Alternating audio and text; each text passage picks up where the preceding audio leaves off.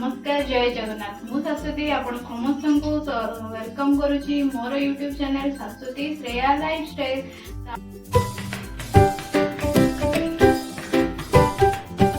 चलतु बाबू फरमाइश रे बनेगा कढ़ाई पनीर। तो कढ़ाई पनीर पे आवश्यक सामग्री होची आसंतु मु आपण देखुची। एठी मु नेची 300 ग्राम रो पनीर। ये कैप्सिकम पियाज और टमाटो को डाइस कट करी काटी नहीं। ये गोटे बड़ साइज पियाज को सरू सरू करी काटी नहीं। ये गोटे बड़ साइज टमाटो को काटी नहीं जोटा कि आम मसला दरकार हम 8 ରୁ 10 टी काजू ये नहीं जाइए। ये देखो कंचा गोटा मसला करी गोटा मसला नहीं जिनस ये 1 इंच अदा और 10 ରୁ 12 टी रसुण कोला।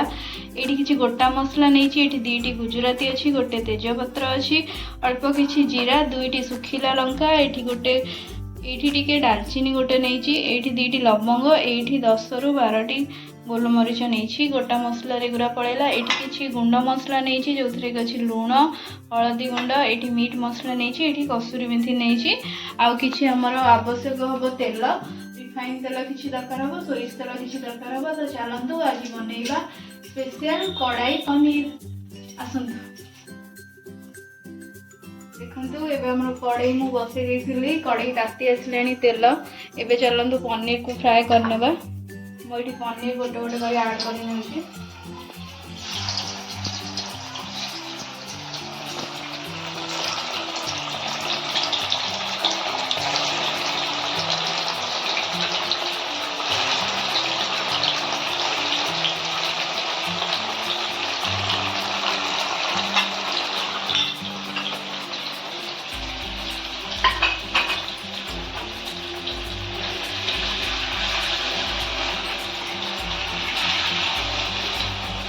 मैंने पनीर को अल्प फ्राए करवा बेसी फ्राए करवानी बेसी कड़ा भजा करवानी।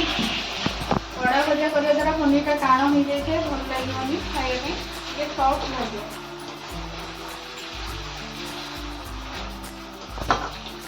देखो आमर ये पनीर टी भल भाव में भाजी हो जाए छाणी हो जाए। बेसी या भाजवानी एबे आमे बाहर करदे।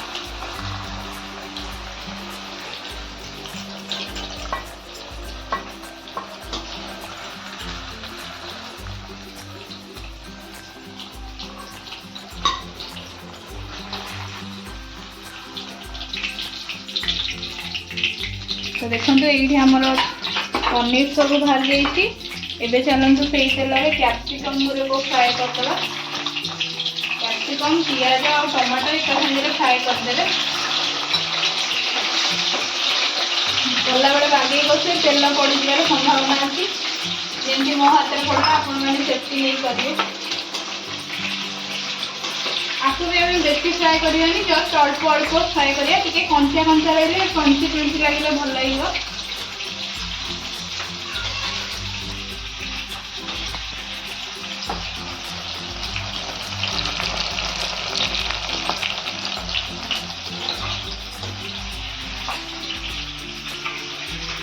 देखो आमर ये कैप्सिकम पियाज टमाटो भल भाव में होगला। आपको भी हमें बेसी फ्राए करवानी शालो फ्राए करिया क्रंचीनेस रद्वारा कि भल लगे। देखो मुझे पनीर रखा प्लेट को कैप्सिकम पियाज और टमाटो को बाहर कर दूची।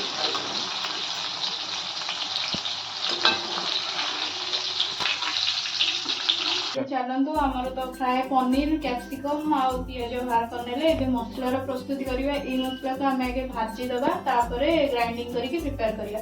तो आसवाक देखा देखो तेल ये ताती आसला गोटा मसला ऐड करने। मुझे जीरा पकईली लवंग गोलमरीच गुजराती डालचीनी तेजपत्र लंका टे भल भाव में स्टर करने। सुखिला लंका ये ऐड करने। मुझे किसी अदा रसुण आगर जो रखी पकाऊँ।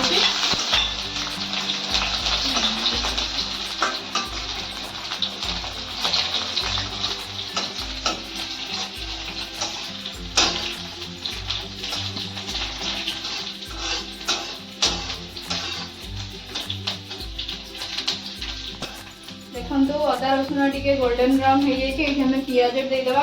मुझे गोटे बड़ साइज पियाज नहीं। आपण मैंने परिमाण अनुसार पनीर परिमाण अनुसार देखिए पियाज और मसलार परिमाण को कम बेसी करेंगे।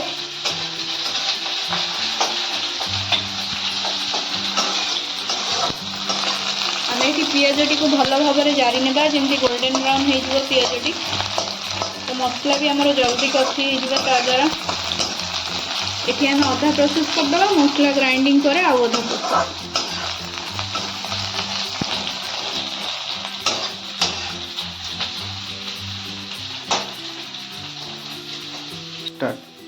देखो पियाजटी ये भल भाव में जारी हो जाए आम अधा प्रोसेस करदे मसला ग्राइंडिंग करे आउ अधा प्रोसेस।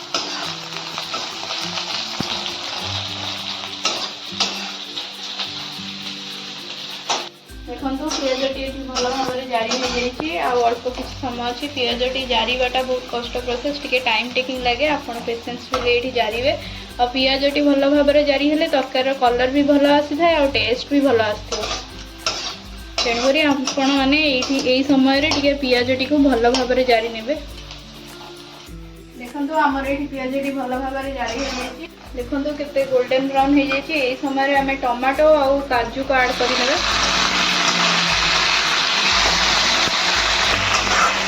टमाटो और काजू जेहतु पकईदे तादेह अल्प किसी लुण ऐड कर मसला टे अलणिया लगे। लुण पकड़ा द्वारा टमाटो टी भल भाव में जारी हो मसला टी भी भल भाव में जारी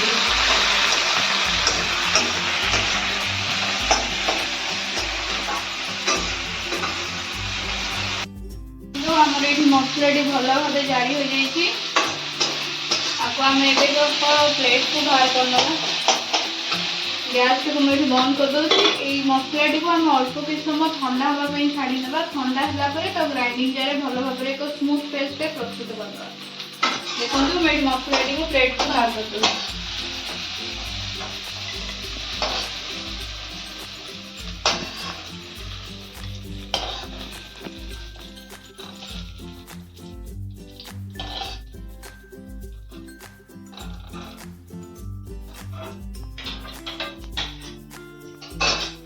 आमर ये मसला रेडी आपको आम ये किसी समय ठंडा छाड़ी। चलतु सांग मैंने आम मसलाटी को भल भाव में ठंडा है ग्राइंडिंग करने मुझे ग्राइंडिंग कर मसलाटी को नहीं आसी। देखु ये मु गोटे कढ़ई बसईकि अल्प किसी सोरिष तेल गरम कर तेल गरम है से अल्प किसी जीरा ऐड कर मुझे बाटी रखी मसला को ऐड कर आम भल भाव में कषि नेबा। मसलाटा कषिला बेले आपण लो टू मीडियम फ्लेम रे रखी कषिबे ना तो तले लगी जीवो काले मसलाटा। देखंतु एटी केते भल भाव में मसला मोर कषि हो जाउची एवं आपको आम आउ किछि समय देबा। मुझे जार को भल भाव में धोई नहीं अल्प किछि मसला तादे थिला ताको मु ऐड करि नेछि। आपण माने भी भल भाव में मसला ऐड करि नहीं भल भाव में ताको कषिबे। एटी किछि समय परे मु एटी कसूरी मेथी ऐड करिछि किछि मीट मसला किछि हलदी गुंड ऐड करी नहीं ऐड कलापर यही सब जिनस को भल भाव में आम कषा किसी समय। देखो मसलाटी फुटी एवं तेल बाहर स्टार्ट हो जाइए। आपको आम ये भल भाव में कषुचे मसला टी कषा को टाइम निए आपण मैंने भी मसलाटी को भल भाव में कषिबे तरकारी स्वाद भल आसो। देखो मोर ये मसलाटी भल भाव में तेल बाहरी आसला।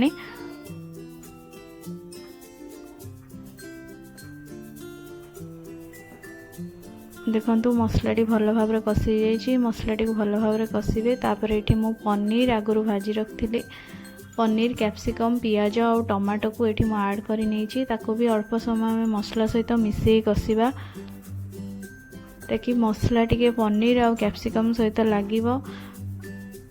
ये मु अल्प किछि पानी ऐड कर आपण मैंने सब बेले गरम पानी ऐड करुथिबे। मसला रे गरम पानी देले तरकार स्वाद भल होता है। जेहेतु मु लटपट टाइप रो करी बेसी पानी ऐड करिनी आपण मैंने आपण हिसाब रे पानी ऐड करि परिबे। पानी ऐड करी मु एटी घोरै देइथिली। देखंतु पानी टी भल भाव में फुटी जाइए एवं हमर मसला भी कषि हे आसलानी तरकारी भी हे आसलानी। देखंतु आको मु एबे 5 ରୁ 10 मिनिट छाड़ी देबी। एठी देखंतु हमर तेल मध्य भारी आसलानी तरकारी टी ऑलमोस्ट होई गलानी। एठी देखंतु मु किछि गरम मसला ऐड करि नेछि हमर तरकारीटी हेइ जाई छि एबे आको आमे गोटे सर्विंग प्लेट को भा करि नेबा मु एठी टेस्ट करि कहूछि आपन मनकु केनते हेछि कढ़ाई पनीर स्वाद बहुत सुंदर हेछि आपन माने रुटी परोटा नान सहित भी ट्राई करिवे आपण माने यदि मो चैनल रे नुआ अछंती मो चैनल टी होछि संस्कृति श्रेया लाइफस्टाइल ए चैनल टी को बहुत मात्रा रे लाइक करंतु शेयर करंतु सब्सक्राइब करंतु एवं वीडियो टी भल लागिले भलो भलो कमेंट दियंतु रहूछि नमस्कार।